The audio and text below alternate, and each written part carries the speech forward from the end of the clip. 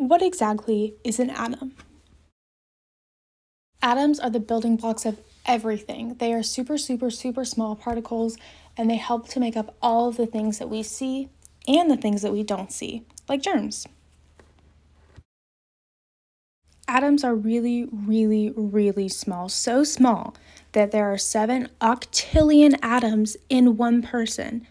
That's 7 with 27 zeros. In fact, one atom is equal to 0.1 to 0.5 nanometers. That's like really, really, really, really small. So you might be wondering, what exactly does an atom even look like? Well, this is my model of a lithium atom. The protons are represented by orange Skittles and the neutrons are represented by red Skittles. Then, of course, the electrons are on their own in the little shells on the outside, and they are the purple nerds. So some important things to note: the protons and the neutrons that are inside, that is the nucleus. Those are represented by the Skittles. Protons have a positive charge. You should always remember P is for positive. Neutrons have no charge, and electrons have a negative charge. So the red Skittles in the nucleus of this atom have no charge.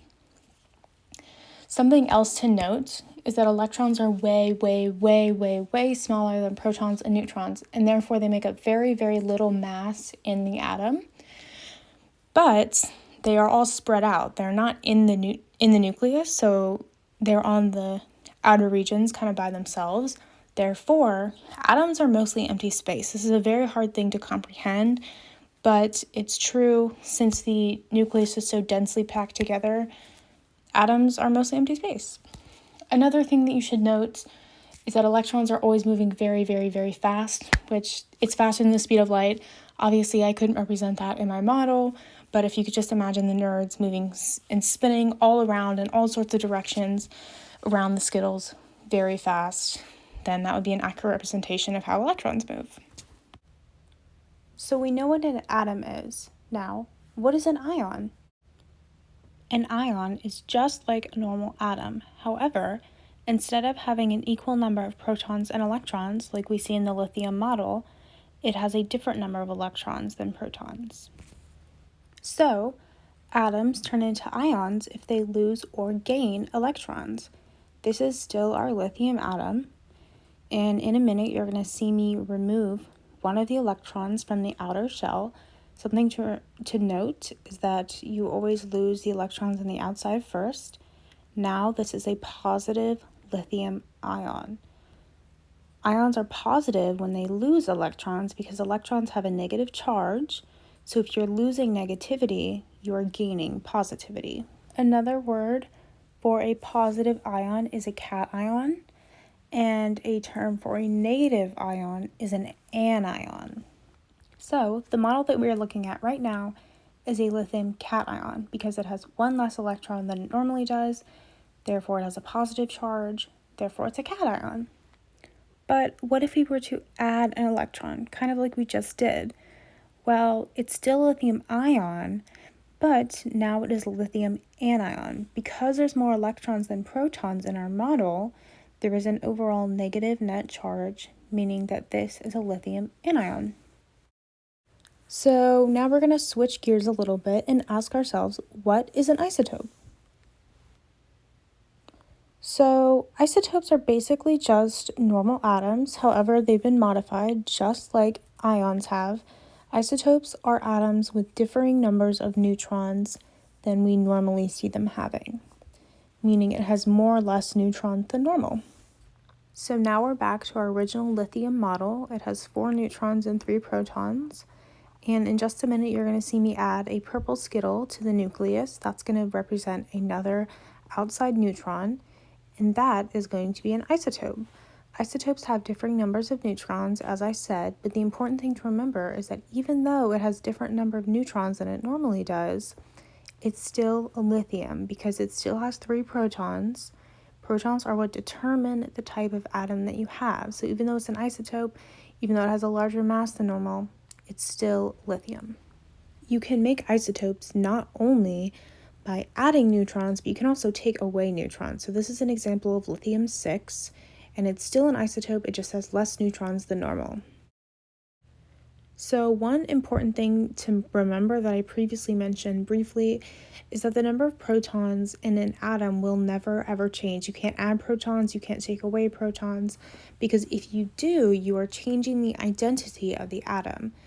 Lithium is only lithium when it has 3 protons. It can have differing numbers of neutrons, differing numbers of electrons, but if it doesn't have 3 protons, then it's not lithium.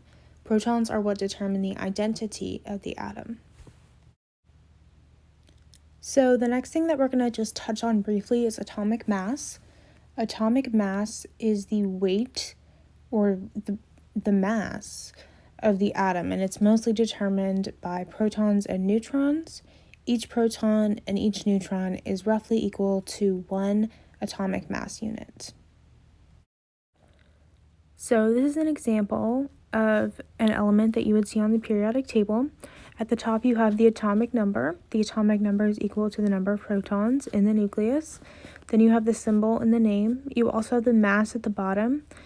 The mass is a combination of all of the relative abundances of the isotopes that exist in the wild, so to speak. So for lithium, it's not exactly 7 because there are some isotopes of lithium that are 6, and there are some isotopes of lithium that are 8. So it's a combination of all of them. So as I mentioned earlier, isotopes are equal to the number of protons and neutrons, just like any atom is. So if you wanted to find the number of neutrons, then you could take the total mass and you could subtract the number of protons to find the number of neutrons. This will work if you're trying to find the number of neutrons in an isotope, and it will also work for any unknown element that you know the number of protons to, because again, protons never change. Sometimes neutrons do. This is a really good way to find the number of neutrons.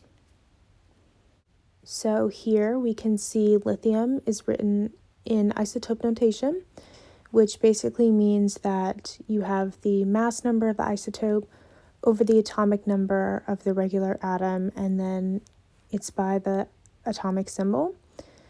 So this is lithium-6 and lithium-8, and in just a moment you're going to see me find the number of neutrons in each isotope of lithium. So I said 6 minus 3 equals 3, so there are 3 neutrons in lithium-6. And here you can see I'm kind of doing the same thing with lithium-8. 8 minus 3 equals 5, so there are 5 neutrons in the isotope of lithium-8. So this is the written formula for isotope notation. Again, it's mass over protons by the symbol. So now that we know how to write out and describe isotopes, how do we do the same thing with ions? Well, it's important to remember that ions are the loss or gain of electrons to an atom, so we can describe ions by charges. For example, this is a cation lithium, and we know that because we have a little plus, which indicates it has a positive charge. Because it has a positive charge, we know that it has lost electrons.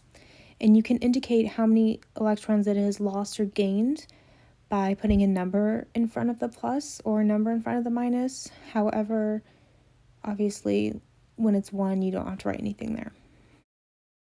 Okay, so now we're going to do a little quiz to check for your understanding.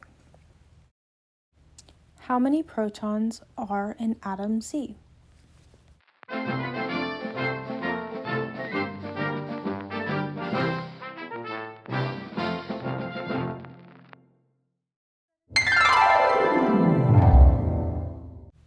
How many neutrons are present in isotope Z?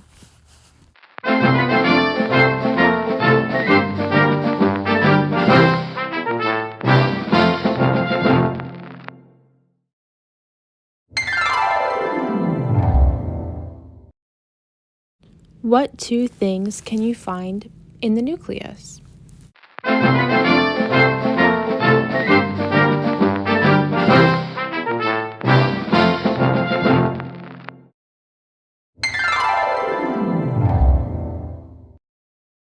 Do protons have a positive charge, a negative charge, or no charge?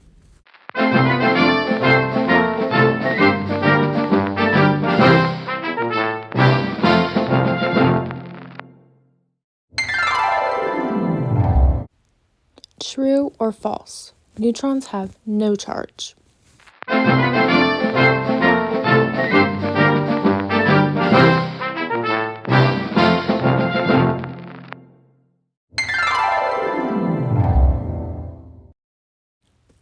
True or false? Electrons make up most of the mass in an atom.